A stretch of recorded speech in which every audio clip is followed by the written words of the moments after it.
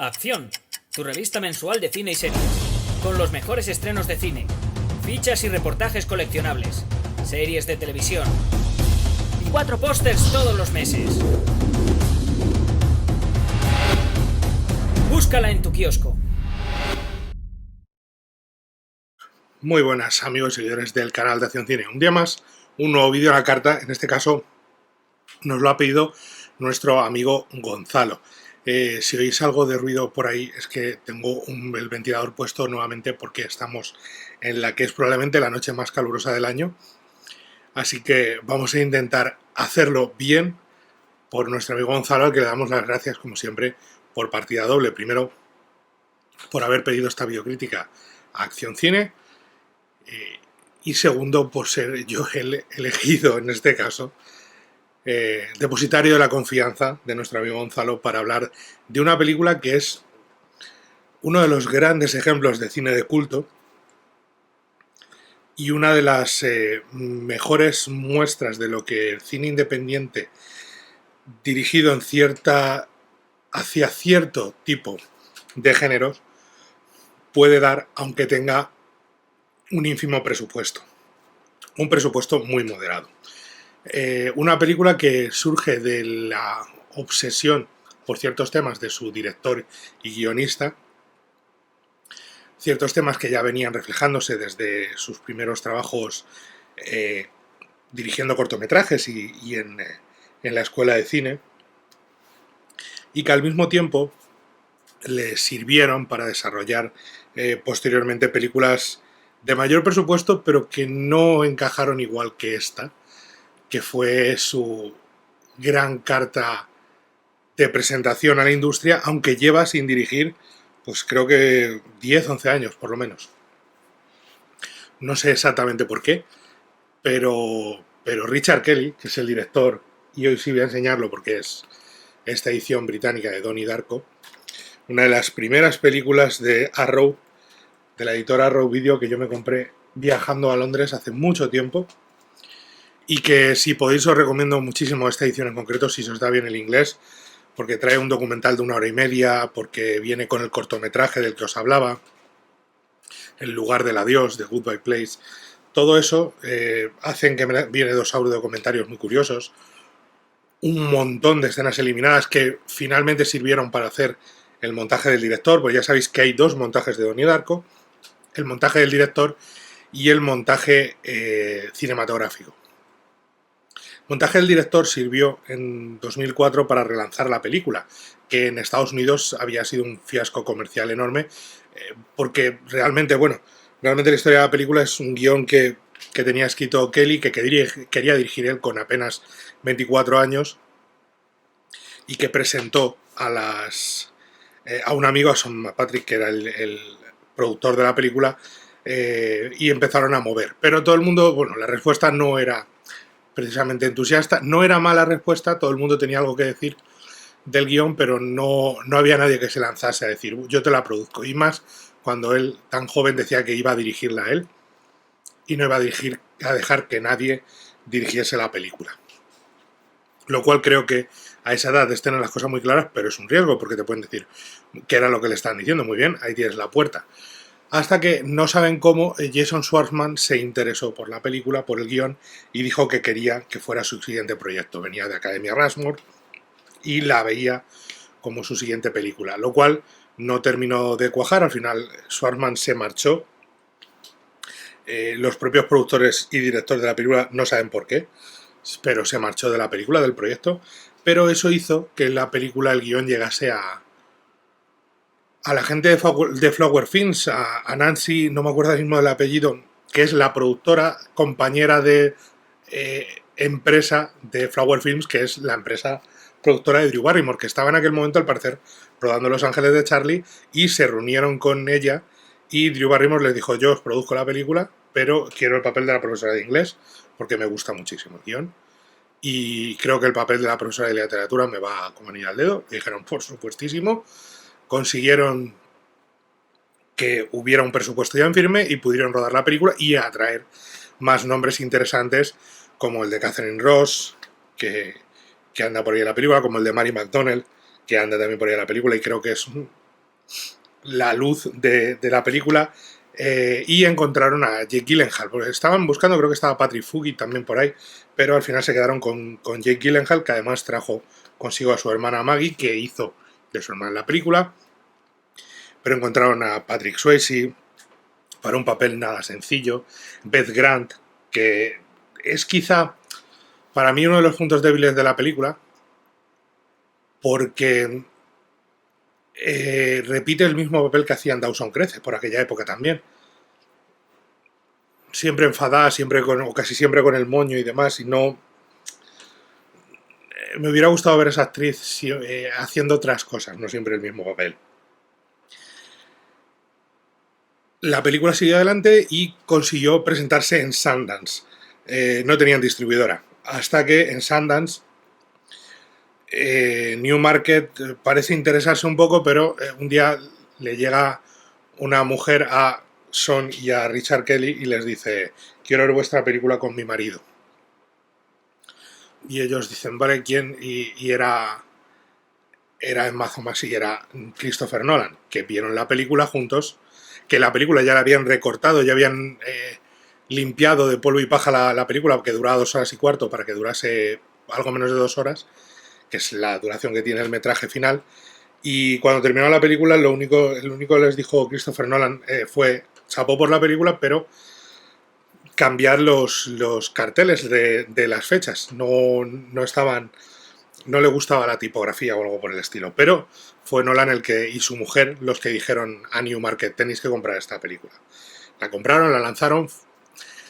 Lo malo es que la película se iba a lanzar justo con el momento de los atentados del 11 de septiembre, lo cual limitó totalmente la presencia de la película, que se canceló el estreno y que no se pudo hacer hasta de septiembre, que era el plan inicial, hasta finales de octubre, pero en unas circunstancias en las que pues, la gente ignoró la película porque no estaba para ver una película en la que un motor de avión cae sobre una casa. No estaba el horno para bollos en aquel momento. Casi un año después la película llega a Europa y se convierte en un éxito, en una película de culto en Reino Unido. Aquí en España se estrenó en verano de 2002. Llegó, yo recuerdo estrenarla en nuestro cine, recuerdo a la gente salir sin entender lo que habían visto, y muy indignada, muy ofendida algunos, otros fliparon muy fuerte porque esta película siempre llegó de forma muy fuerte a un grupo bastante grande de personas, tiene una fanbase enorme, pero en Inglaterra sí se convirtió en un éxito y eso permitió el lanzamiento en DVD, el éxito en DVD y el reestreno con el montaje del director nuevo.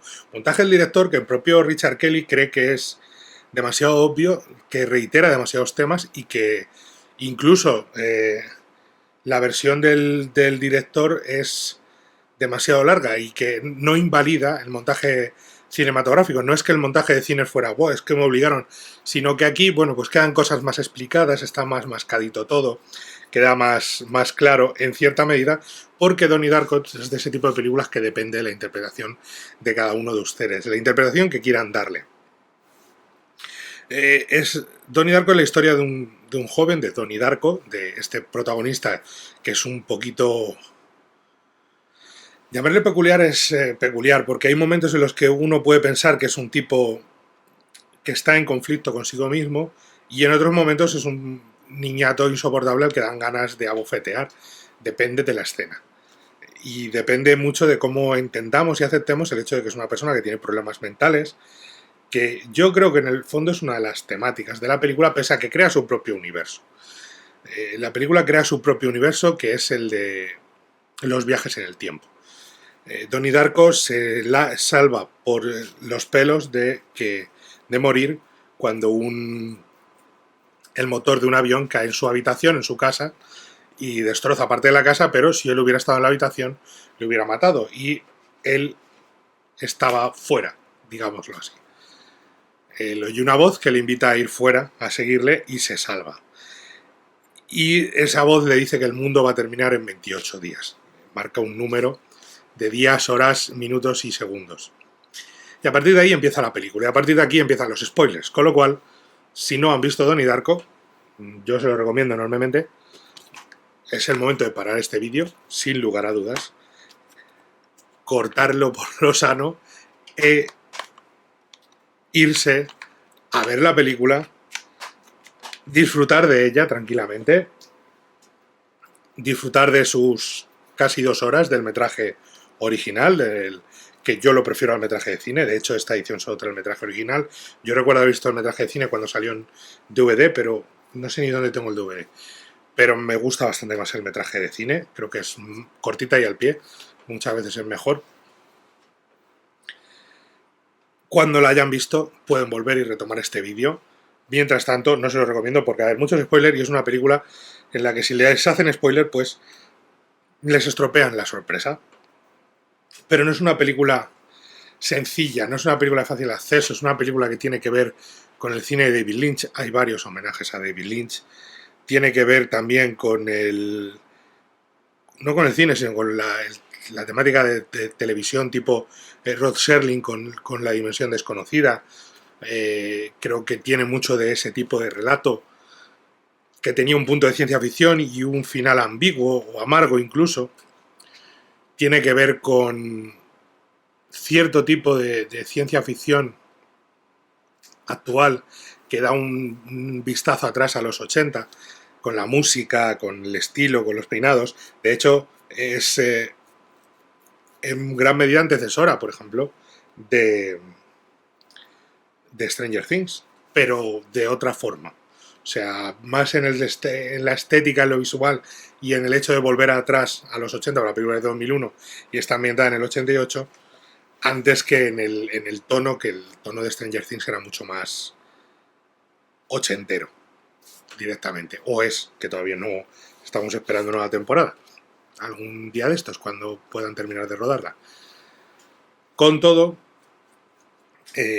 Donnie Darko también guarda elementos o cosas que a mí me recuerdan, en el estilo de cineasta, me recuerdan a cineastas que posteriormente han venido con historias en cierta medida similares. A mí me recuerda, creo que hay algo de Richard Kelly en Robert Eggers, creo que hay algo de Richard Kelly en Ari Aster, y creo enormemente que hay algo de Richard Kelly en Jordan Peele, por ejemplo, que es quizá quien más ha pegado a ese estilo de historia tipo Rod Serling, tipo The Twilight Zone. Así que tiene mucho de todo ello este Donnie Darko, y creo que sirvió para que cierto tipo de cineastas ligados al fantástico, al cine de terror, al cine de ciencia ficción, encontraron que había un hueco de forma independiente, pues gracias, por ejemplo, a 24, a Blumhouse, hueco para lanzar sus proyectos con presupuestos bastante discretos, pero con mucha fuerza visual y con mucha energía y con algo que contar, que al final siempre es lo importante.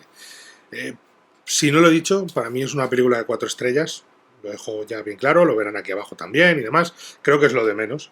Siempre lo hemos dicho, que lo de las estrellas me parece lo de menos, que lo importante es la explicación que les intentamos dar y nuestra forma de racionar y de racionalizar el proceso de ver una película y de explicar por qué nos parece mejor, peor, o por qué creemos que merece X estrellas, que en realidad, como siempre decimos, las estrellas son relativas, no son lo mismo cuando se compara, no son comparables Transformers con Ordet, es imposible, juegan a deportes distintos. Pues hay que juzgar cada película en su entorno y en su liga, por así decirlo. Y en el caso de Donnie Darko, que creo que es una película que funciona, sigue funcionando muy muy bien a todos los niveles, creo que tiene mucho que ver con esa ambigüedad en la forma de contar la historia y en el desarrollo y en el propio guión, que nos deja planteándonos qué hemos visto realmente. Cuando digo que tiene homenajes a David Lynch, por ejemplo, están esas cortinas rojas que vemos más de una vez, y tiene ese punto en el que Patrick Swayze empieza a hablar del miedo y del amor, de la línea y los dos extremos, presentando un poco su libro, y en ese momento sabemos mucho de ese, o sabemos lo justo de ese mundo y de ese señor, pero las cortinas rojas nos indican un poquito por dónde va el asunto, igual que con el personaje de Beth Grant y su afición por juzgar y por prejuzgar y por atacar los libros, por considerarlos pornografía y demás, y luego lleva a Sparkle Motion, al grupo de niñas bailarinas, en un viaje, en un baile que está excesivamente sexualizado, pero le parece genial porque la hipocresía de ese personaje es así, porque es incapaz de ver la verdad, solamente su verdad es la única que existe, el resto no es capaz de verla, ni es capaz de aceptarla, por eso se niega a aceptar el hecho de que su ídolo, el personaje de Patrick Swayze, en realidad es un pedófilo, que tiene una habitación oculta llena de pornografía infantil. El propio desarrollo de la película nos deja entrever que sería una de las cosas que se escapan por alterar el espacio-tiempo, pero posteriormente en distintos medios, por así decirlo, se descubre que no, que el personaje de Patrick Swayze en el mundo original, en el universo original, acaba suicidándose tiempo después de la muerte de Donnie Darko, porque sí, nuestro protagonista al final muere, porque esto es un bucle temporal, una paradoja en sí misma, que es el hecho de que Donnie está predestinado a morir, pero antes de morir tiene que desear morir, porque si no desea morir y no hace que su muerte suceda, el universo se colapsará sobre sí mismo. Suena complicado y en parte lo es, y la película habla de el universo primario, el universo tangente y la filosofía del viaje en el tiempo, que es el libro de Robin Sparrow, de la abuela muerte, esta señora que está más para allá que para acá, que explica un poquito las reglas del viaje en el tiempo y a lo que Donnie Darko se enfrenta. Porque luego están los Manipulated Dead, los muertos manipulados, que son aquellos que... a ver, vamos a intentar explicarlo porque aquí es donde llega la amiga. Hay momentos en el espacio-tiempo en el que se crea un universo, existe la línea paralela, la línea universal del universo principal, que es el Primary Universe, el universo primario, nuestro universo, y luego está el universo tangente. El universo tangente se genera por un error, por así decirlo, por un error en el espacio-tiempo, en el continuo espacio-tiempo, se genera ese universo tangente. Si ese universo tangente, que suele ser generado por un artefacto que está fuera de lugar, que en este caso es el motor del avión, no es devuelto a su tiempo, no es devuelto todo a su origen, el universo, en vez de seguir ese universo tangente, implosionará y consumirá los dos universos, el paralelo, o sea, el tangente, y el original, el principal. Eso es más o menos una de las explicaciones, una de las interpretaciones de la película, del propio viaje espaciotemporal del protagonista, que escucha una voz que le dice que salga de la habitación y es su amigo Frank, su nuevo amigo, que es el conejo, el señor disfrazado de conejo. Un homenaje al invisible Harvey, por cierto, evidentemente. Y a partir de ahí, durante 28 días, que es lo que le dice que queda para el fin del mundo, lo que hace este personaje Frank, que es el muerto manipulado, que es el que manipula la situación para que genere el hecho de guiarle a hacer determinadas cosas y llevarle a morir. Porque lo que tiene que suceder es que Donnie traslade el motor segundo a su línea temporal, haciendo que caiga en la línea temporal original como cae en la tangente, generando...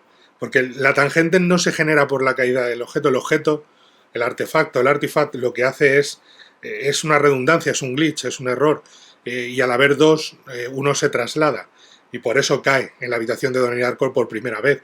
Pero Donnie lo que tiene que hacer en esa línea tangente es nuevamente mover el motor y trasladarlo a la línea original, antes de que todo el universo tangente sucediese, con lo cual muriendo y evitando que el universo se genere. Suena complicado y viendo la película es menos, pero es denso y de nuevo es solo una interpretación, porque para mí tiene un subtexto más importante que el de los viajes en el tiempo y que toda esta carga y rayada acerca de si está en un universo o en otro y cómo lo consigue, porque Donnie además consigue dones y poderes que antes no tenía cuando es guiado por Frank, que es quien le dice lo que tiene que hacer y es quien le dice que inunde el instituto. Inundar el instituto es lo que en el universo de Donnie Darko se considera crear una trampa perfecta, una trampa para atrapar a Donnie, para que Donnie desee la muerte. Y para que Donnie desee la muerte no se trata de que quiera, se trata de que quiera sacrificarse, porque al final hay un concepto religioso judeocristiano dentro de la película, que es el tema de la culpa y del sacrificio. Y Donnie tiene que querer sacrificarse. Para querer sacrificarse tiene que conocer a Gretchen, que es la chica nueva, y tiene que ver cómo Gretchen muere y desear salvar a Gretchen. Para que eso suceda, primero tiene que inundar el instituto. Cuando inunda el instituto, por ello conoce a Gretchen. Conociendo a Gretchen se enamora, le pide que sea su novia, es feliz con ella, pierde la virginidad con ella. Y con su obsesión por descubrir y intentar explicar qué es lo que está pasando, cuando él ve todo ese en el universo tangente, empieza a ver esas líneas de flotación en la que está adivinando el futuro de la gente, está adivinando su destino porque ya está escrito, porque el plan de Dios ya está diseñado en ese sentido, y no pueden salirse de ese raíl, de ese camino que ya les ha escrito, porque es un universo tangente. Cuando empieza a ver todo eso, cuando empieza a obsesionarse con todo eso, cuando intenta que alguien le explique qué está sucediendo, lo que sucede al final es que Gretchen acaba muriendo por un accidente. Y la persona que la mata por error es Frank, que se le lleva apareciendo un siglo, y eso nos explica todo. Frank, ¿por qué se le aparece? Porque es un muerto manipulado. El ojo que le han arrancado, que es el disparo que le pega Donnie y que acaba con su vida, con lo cual convierte a Donnie en una persona que ha perdido a la chica a la que quería y al mismo tiempo se ha convertido en un asesino en la carrera. La trampa ha sido perfecta, ha sido generada, ha conocido a Gretchen, se ha enamorado de ella, y para salvarla a ella y salvar a Frank y salvar, porque esto creo que es, yo siempre me ha dado la sensación de que el avión del que cae el jet originalmente es el de la madre y la hermana, que vuelvan a casa. Si Donnie no no genera todo lo que genera, no estarían nunca en ese avión. Salva también la vida de la hermana y la madre, porque si Donnie no hace lo que hace en la casa de Patrick Swayze, no la quema, no le descubrirían, la señora iría todavía con ellas, no irían en el vuelo nocturno la madre y la hija en la última hora, no caería, caería el mismo, pero no estarían ellas dos en el avión en el futuro, porque todo vuelve del 30 de octubre, vuelve atrás en el tiempo. Entonces, al desarrollarse la línea temporal, sin Donnie ya en camino, sin Donnie en juego, no sucederán X cosas. Gretchen no morirá, Frank no morirá, no se descubrirá que el personaje de Patrick Swayze es un pederasta. Todo eso, pero hay una cosa, hay un elemento que el director, de nuevo, hay un libro y todo que explica parte de esto, y un libro que me gustaría leer en profundidad porque apenas he pillado detalles y he leído cosas preparando esta crítica, porque es muy, muy complejo el universo que sienta, las bases que sienta. Hay un concepto que es el de los sueños, el de los personajes que han vivido, pese a que el universo vuelve a su origen y el universo tangente desaparece, con lo cual la posibilidad de que colasen ambos universos y se destruya el mundo desaparece. Gracias al recipiente viviente, al que recibe los dones, a Donnie Darko en este caso, y que la abuela muerte el personaje de Robin Sparrow, sería una recipiente viviente anterior a Donnie, porque esto es algo que sucede varias veces a lo largo del tiempo. Esa mujer o ese personaje, pese a que todo se ha borrado con la muerte de Donnie, todos esos 28 días no han sucedido realmente, hay gente que en el subconsciente tiene sueños de lo que sucedió, pequeñas percepciones de lo que pudo haber pasado. Por eso el personaje de James Duval, el personaje de Frank, se toca el ojo mientras que suena el Mad World. Por eso el personaje de Patrick Swayze llora, y al final, en parte, en otras formas de la película descubrimos que se suicidaría tiempo después, en el hoyo 14 del campo de golf. Por eso el personaje de Gretchen saluda a la madre y la madre le devuelve el saludo, porque ambas se conocen, no saben de qué, pero se conocen del sueño, de este mundo de sueños. Es decir, hay muchísimas lecturas en torno a los viajes temporales, a la paradoja, al hecho de que es totalmente paradójico que si no le avisa Frank de que se levante, no va a suceder todo lo que hemos visto, pero claro, es que la única forma de tener el universo tangente es que el personaje, que Donnie se despierte antes, salga de casa, evite morir y vuelva, y en esos 28 días repita, haga todo lo que hace, que causa la muerte de Frank, la muerte de Gretchen y todo eso, pero con el poder, a través de la telequinesis, de hacer que el motor del avión caiga en el agujero espaciotemporal y destroce su casa. Y caiga sobre él, en el universo principal, 28 días antes, y él muera y todo se arregle, por así decirlo. Con su muerte todo se arregla. Lo cual es un concepto mesiánico de sacrificio, de redención, porque es un personaje muy capullo. Tiene momentos muy, muy cretinos el personaje. Y no todo es achacable a la enfermedad mental. Porque creo que ahí está la otra parte del subtexto, para mí. Creo que es una película que en parte, aparte de todo el tema de viajes en el tiempo y todo eso, creo que habla de las enfermedades mentales. Creo que habla de la enfermedad mental de Donnie, que en gran medida puede ser simplemente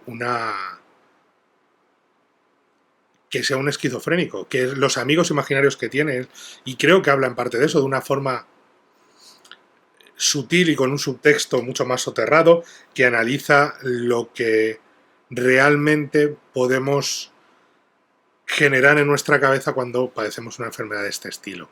Y creo que lo mueve bastante bien, y creo que el personaje de Donnie juega con ello de una forma bastante sutil, con las sesiones con la psiquiatra, con todo el tema de Catherine Ross, cómo lo utiliza, cómo juega mostrando esas sesiones de hipnosis y todo eso, cómo nos deja claro que el personaje no solo tiene una depresión, sino que puede ser algo más. Y al final toda la película, si lo miramos desde ese punto de vista, puede ser simplemente la imaginación de un esquizofrénico que cree, con la paranoia, que el mundo va a acabar y que tiene un amigo invisible que le dice que el mundo va a terminar. Y él lo crea a pies juntillas y hace lo que sea para evitarlo.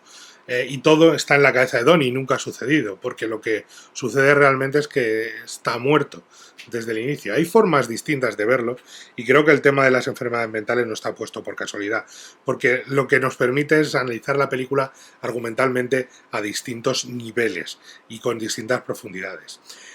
A nivel visual, para ser una casi ópera prima, no es la primera película, pero casi, del director, de un tipo que ha dirigir películas, ha dirigido 3, porque su primera película realmente no es una película per se, es un proyecto final de carrera, sí, de 35 milímetros y tal, pero no era una película comercial ni nada por el estilo. Es algo cercano a lo que hizo Nolan con Following, pero todavía menos película que Following. Y cuando tú estás viendo Donnie Darko, te encuentras con un director sobrio, con un tipo que casi nunca se le va la mano, aunque a veces, como a todo joven, o como a casi todo joven, director joven, se le va de las manos. Esos giros de cámara locos, por ejemplo, esas salidas de autobús con la cámara girada y luego volviendo a la posición, esos giros de 360 grados, eso no aporta nada a la película y no ayuda, y creo que es uno de los motivos por los que para mí no es redonda del todo, porque hay momentos en los que Richard Kelly se excede en lo que nos está contando y hace que pierda un poquito de fuerza, por así decirlo, de elegancia narrativa, porque es muy elegante lo que nos está contando. Hay que fijarse en ciertos movimientos de cámara, el uso de la cámara como ojo del espectador mirando a los ojos a Donnie, casi. Ese plano en el que continuamente miramos y él nos devuelve la mirada, creo que está muy muy bien, porque nos define en gran medida otra de las temáticas de la película, que es la religión, la mirada de Dios, el mirar a Dios a la cara y ver que responde, que hay alguien ahí. Donnie es un tipo que empieza sin ningún interés por Dios ni por la religión, pero luego poco a poco hay un sentimiento espiritual y una mirada abierta a la percepción que tenemos de Dios, de lo que es Dios y de quién es Dios. Para cada uno de nosotros, aunque desde un punto de vista evidentemente judeo-cristiano, que tiene que ver con los viajes en el tiempo, porque Hay un momento, el personaje de Noah Wyle está continuamente explicando y tiene con él varias charlas sobre cómo se generaría un túnel, un agujero negro para poder viajar en el tiempo y demás, un portal, como lo llaman, y al final coinciden en que la única forma de que eso fuera posible es un acto de Dios. Los dones de Donnie son un acto de Dios para evitar el fin del mundo, el colapso de los universos, del que se ha generado y del original, del primario y del tangente. Todo eso tiene que ver con ese punto de religiosidad, de creencia en Dios, de decir que es un plan divino, hay un plan divino que nos mueve y que es esas líneas serpenteantes generadas por ordenador que vemos, que son bastante sutiles, pero aún así no sé si visualmente funcionan como deberían esos casi gusanos que se mueven, serpientes que se mueven semitransparentes y que llevan y definen lo que va a hacer un personaje o en qué dirección se va a mover. No sé si había formas más claras de mostrar eso, pero ese es el plan de Dios, lo dice el propio Donnie, es el plan de Dios. Un Donnie que es Jake Gyllenhaal en uno de sus, mucho antes de la fama, con Maggie, con su hermana, que hace su hermana mayor, evidentemente, con Gina Malone, que está sensacional porque creo que una de las claves de la película es que Gina Malone y Jake Gyllenhaal tengan química y tienen una química fantástica. Pero con todo eso, de nuevo, volviendo un poquito atrás, que no se me olvide nunca dejar de destacar el uso de la fotografía de Steve Poster con... sobre todo con el uso de los colores. Fijaos en el diseño del traje del conejo, que es en grises, en tonos muy siniestros, pero que tienes que hacer que destaquen de los fondos negros. Y eso es un trabajo de fotografía muy cuidado. Es una película en la que apenas hay colores estridentes, tiene una paleta de colores muy marcada, muy sutil y con un uso de la luz que nos marca continuamente que hay luz y oscuridad conviven en el mismo sitio. Hay unos excesos de luz por momentos, pero en momentos de gran oscuridad y viceversa. Fijaos el uso de faros, de luces, de focos y cómo define a través de eso lo que está sucediendo en pantalla y el tipo de impresión que quiere darnos cuando hace eso y cuando hace lo contrario. Que lo contrario justamente es cuando coge y muestra la luz. En mitad de la luz hay elementos de sombra, de gran oscuridad. Creo que maneja esos elementos muy bien con esa fotografía tan comedida, con ese tono y ese que parte de un tono blanco muy fuerte, pero con ese grano tan marcado que tiene la película, que creo que ayuda muchísimo al desarrollo de Donnie Darko y que permite meternos todavía más en ese entramado, en ese universo, que en realidad es un juego, es una película que es un puzzle que tenemos que resolver como espectadores y en el que a lo mejor la resolución final no es la que esperamos o la que nosotros encontramos no es la que ha buscado el director, sino que nos permite hallar diversas respuestas a muchas preguntas. Y creo que eso es muy, muy, muy útil dentro de la película y que juega muy bien con ello Donnie Darko y Richard Kelly. Richard Kelly que luego hizo Southland Tales, que es una película que es una marcianada enorme, de gran presupuesto, con Dwayne Johnson y Sarah Michelle Gellar por ahí rondando, y que luego posteriormente hizo The Box, La Caja, la película con Cameron Diaz y James Marsden, que fue también una marcianada muy interesante, pero que fue vapuleada por el público. Al que no gustó prácticamente nada la película, aunque tiene elementos que a mí me resultaron muy curiosos, muy interesantes, como todo lo que hace Kelly, o lo que ha hecho Kelly, que es el guionista, por ejemplo, también fue guionista de Dominó. Pero aquí, digamos que también cuando tienes una película inicial que se convierte en película de culto, de la que escribes un libro, que tiene tantos entusiastas que la defienden a muerte, que se convierte en película eso, de culto, de reverenciada, muy querida, muy apreciada, pues es difícil escapar de esa sombra, por mucho que lo intentes con proyectos posteriores, y sobre todo lo que sí les pido es que no vean nunca la secuela, ese Darko, aquí se llamó Donnie Darko la secuela o algo así, ese Darko porque es la historia de Samantha Darko, la hermana pequeña. De hecho es lo único que repite, es el personaje de la hermana pequeña, que es además la misma actriz. Todo lo demás cambia, todo cambia. Y todo el reparto, Richard Kelly reniega de esa secuela, nadie sabe cómo permitieron los derechos para hacerla. Bueno, es una marcianada, y es una película malísima, o sea que si pueden evitarla, yo se lo recomiendo huir como de la peste. De Donnie Darko no. Donnie Darko es una magnífica película de ciencia ficción con un puntito de cine de terror, tiene elementos bastante perturbadores en el diseño no solamente el diseño del conejo, del disfraz de conejo, sino por ejemplo las sesiones de hipnosis, tiene momentos de humor intencionado pero incómodo, por ejemplo cuando en la sesión de hipnosis empieza a tener un sueño erótico con Christina Applegate y tiene que detenerla, pero la siguiente sesión de hipnosis, cuando él ve y se abraza al conejo de peluche y demás y se enfrenta a Frank cara a cara, tiene un punto de cine de terror y funciona muy bien si no vamos buscando sustos, si vamos buscando un tipo de ciencia ficción y de cine de terror que no está basado en los sustos, que no está basado en los sobresaltos, sino en el miedo que deberíamos tener a nuestras propias obsesiones, a nuestros propios miedos y a nuestra propia concepción sobre lo que es Dios, el bien y el mal, y a qué estamos aquí. No me acordaba que salía Seth Rogen en la película. Sale Seth Rogen jovencísimo, en un papel muy secundario, pero sale por ahí. Me gusta mucho cómo está. Mary McDonnell ya ha dicho que está genial. Me gusta mucho cómo está Noah Wyle, que está en un papel chiquitín, pero muy interesante. Y con Drew Barrymore tengo momentos enfrentados, porque tiene momentos maravillosos, pero por ejemplo luego cuando la despiden es un momento muy lamentable. Se nota que rodó todo deprisa y corriendo, sí es verdad. Se nota que solo estuvo 12 días de rodaje y tuvo que hacerlo todo muy deprisa y corriendo. Pero aún así tiene momentos muy buenos, aunque otros está un poquito por debajo de lo que se esperaría de una actriz como ella. No sé, no me termina de convencer lo que hizo Barrymore aquí. Yo soy un enamorado de Barrymore desde ET.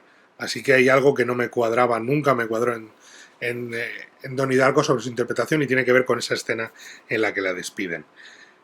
Más allá de eso, lo dicho, fíjense en esos detalles. También, evidentemente, hay algo de influencia de los relatos de Philip K. Dick, tiene algo de influencia en la ciencia ficción de los 50, por supuesto que sí, y tiene muchísimo de imaginería y de descaro juvenil, que ya os digo que le sobra revesar demasiado las cosas quizás, pero sobre todo le sobra el decir, ojo que soy director de cine, voy a moverte la cámara aquí, y es como, tranquilo chico, tranquilo, lo estás haciendo muy bien, no te me flipes, no te vayas a algo que no aporta nada a la película. Por eso es una pena, porque si hubiera mantenido, sí podríamos encontrarnos ante una auténtica obra maestra, y si se queda en 4 estrellas es por ese tipo de cosas poco elegantes. Una película que es tremendamente elegante y por momentos en los que no me aporta nada lo que me está contando y no juega al mismo nivel con el espectador e intenta enrevesarlo demasiado y engañarnos con trucos de salón, por así decirlo. Es lo único que le puedo echar en cara a una película que sigue funcionando muy bien a día de hoy, que me parece muy inteligente, que tiene un humor muy fresco, muy negro por momentos, con muy mala uva, y que define una forma de entender nuestra relación, lo dicho, con los viajes en el tiempo, sí, pero también con Dios, con la fe y con en qué creemos y cómo creemos en ello, y con las enfermedades mentales y todo lo que hemos hablado en estas casi 40 minutos. No me queda nada más que añadir, darle las gracias a nuestro amigo Gonzalo, recordaros que tenéis la revista en el kiosco, que podéis leerla, que este mes estamos con otro de los espectros de la ciencia ficción, en este caso futuros distópicos, pero mientras le podéis dar al like, suscribiros, contadnos lo que queráis por aquí abajo, y nos vemos en la próxima. Muchísimas gracias, Gonzalo. Adiós. Acción, tu revista mensual de cine y series, con los mejores estrenos de cine, fichas y reportajes coleccionables, series de televisión y 4 pósters todos los meses. Búscala en tu kiosco.